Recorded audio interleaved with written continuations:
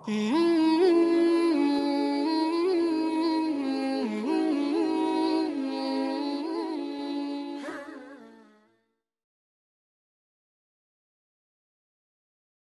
چې دا پرېږده ته خو ما څه نه وایي چې ته حیاتي یې که مه ماته یې.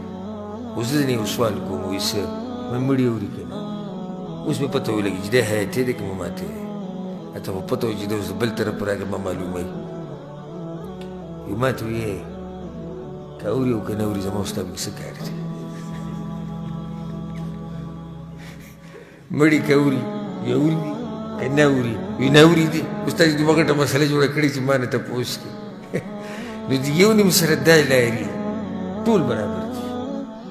څېړم اختلافي مسلې مو څېړي خیال مو کړی زموږ په ملک اکثر دا ټکي اختلافي مسلې مو څېړي نه اختلافي وڅېړه چې دا حق راته واضح شي.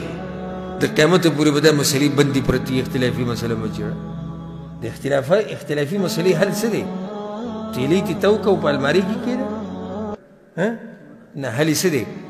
میدان ته راووله چې پته یې ولګي چې حق د چا سره دی.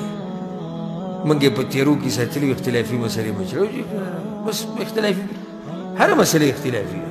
داسې خو په دې کې هم اختلاف دی چې الله شته که نشته. دهریه څه وایي؟ دهریه وایي الله نشته. دا مسله هم پرېږدي.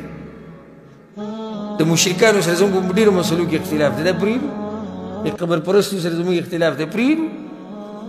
نه د یو مسلې حل دا دی چې میدان ته یې که پرېږده چې د حق او د باطل پکې د حق او د باطل پکې پته ولګي. هوښیار سړی هغه دی چې دی به دې ته نه ګوري چې پخوانو خلکو به څه کولې. خبره مې دې پورې راواغسته. هوښیار هغه دی چې هغه به دې ته ګوري چې دلیل د پخوانو سره و که د اوسنو سره دی. دې ته به ګورو. پخوانو نه ډېر غلط کارونه شي. ما ورته اوس زموږ د پښتو په دې معاشره کې د جهالت رسمونه او رواجونه شته که نشته؟ دنیا دي د پخوا نه روان دي. زه به تاسو ته یو مثال درکړم. زموږ د پښتنو په معاشره کې دا طریقه ده لکه اوس مثال کې ته راپاڅېدې او زه دې مړ کړم بې لړې وتښتېدې پټ شو یو ځای کې پناه دې واغسته.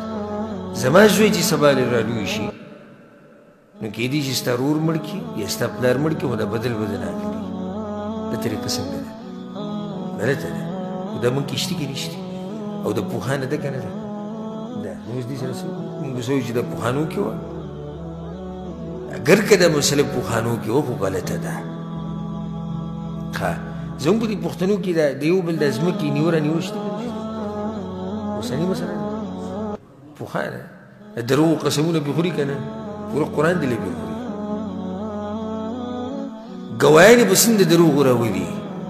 ګواهان پیدا کړي چې کوم کسان د ده نه یېرېږي دبدبه کې راوړي یا د ده قومه ایزي راشي ګواهي د دروغو ورکوي دا ځمکه